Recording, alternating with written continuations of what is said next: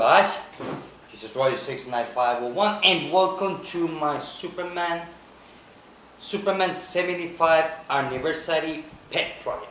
I know that's been taking, I want to apologize, since my last video that I uploaded. It's just so many good comic books that I want to do videos that sometimes I don't have time. I have to organize myself, I know.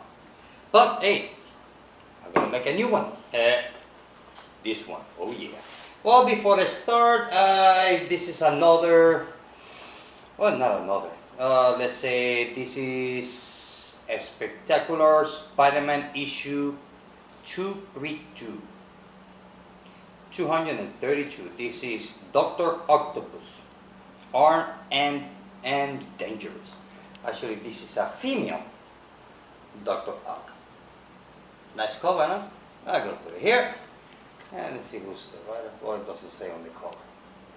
And this is from the 90s, but I don't see it on the cover. Now, I'll put it here. Stay. Well, I'm gonna give you my thoughts about a 3-part storyline. It's a 3-part crossover on the Superman books, which is called Dark Knight over Metropolis. And it's a 3-issue crossover miniseries. Starts on part 1 is Superman issue number 44. Check out the cover, awesome. Second part is Adventures Superman issue 467. Check out that cover. And the third part, or part 3, is on Action Comics issue 654. Daily Covenant. Yeah, well, Superman, Green Death in crime alleys. Actually, the whole story goes around that there's a crime committed in Gotham City. Well, at that point there, what is new? So the thing is that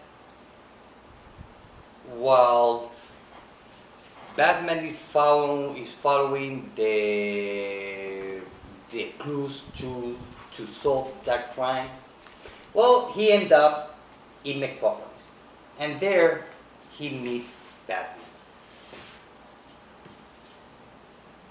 And while they are, this kind of like, you can tell that they don't like each other. They knew each other, obviously, but they don't like each other's method, because in Batman's eyes, Superman is a Boy Scout, and Batman doesn't trust Superman at all. Actually, Batman doesn't trust anybody, not even his own shadow. So the thing is that, well, Batman sees Superman as the most powerful person on Earth, so he mistrusts him. Even though the Superman role is a Boy Scout, he's a nice guy. So the thing is that Superman doesn't like Batman because Superman doesn't agree with Batman's methods of crime fighting. We all know that, well, Superman doesn't have to hit anybody. Unless there is a monster or alien or some super powerful villain. Other than that, Superman doesn't have to touch anybody. So they don't like each other's method. So while Batman follows the clues to Metropolis, like I said before, he meets Superman and all that. So Batman managed to discover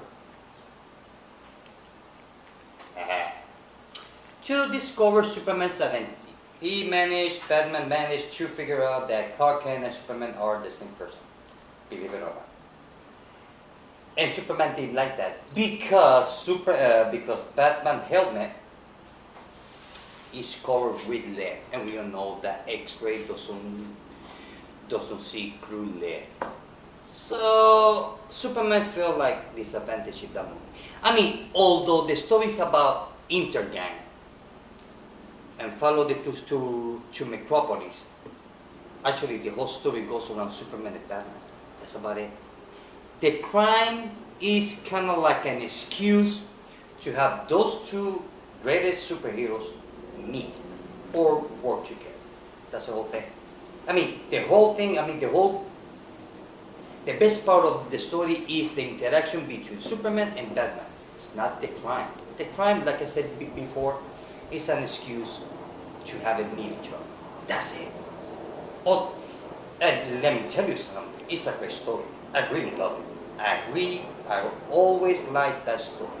And also we get to find out the reason, and then eventually, on part 3, as you can see on the cover, so once that they resolve the crime in Metropolis, Batman returned to Gotham City, and it was followed by Superman.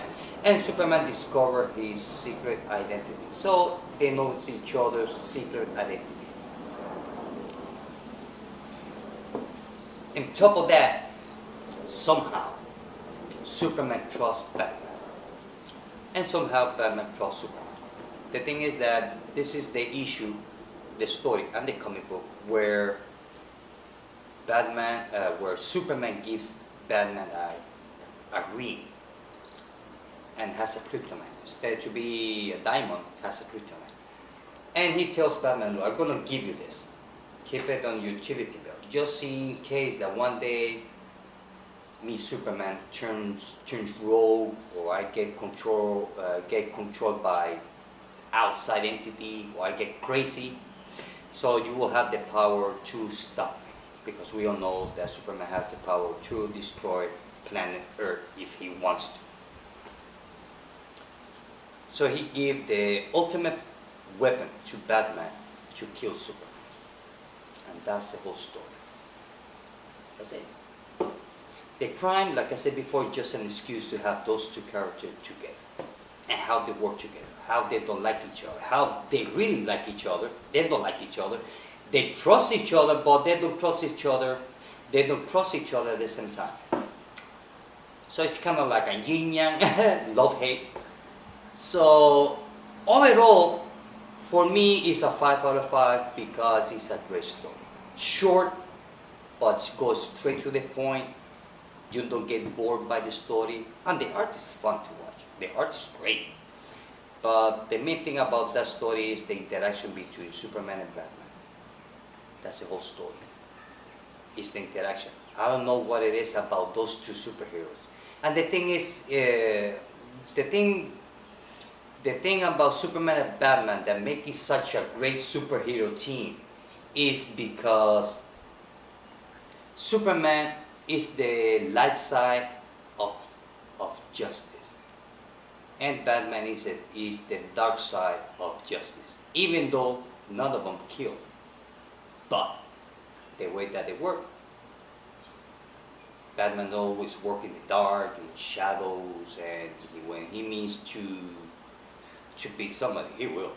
And Superman, well, he's the light guy. He doesn't need to fight when it comes to human bad guys, unless he's aiming. So basically the whole story is about the interaction between Superman and Batman. That's about it. And for me, that story is a 5 out of 5. If you ever, and I know that it's on trade. I've seen it online. So, but I have to say it's a good story. If you haven't, and you forgot what it's about, dig them up and read it. Reread it again because it's good. It's really good. Well guys, this is it. And like I said, before I leave, I will rate that story 5 out of 5. Because it's really good. It's really good. Well, now I'm leaving. Well guys, this is it. I hope that you like it. Till then, bye.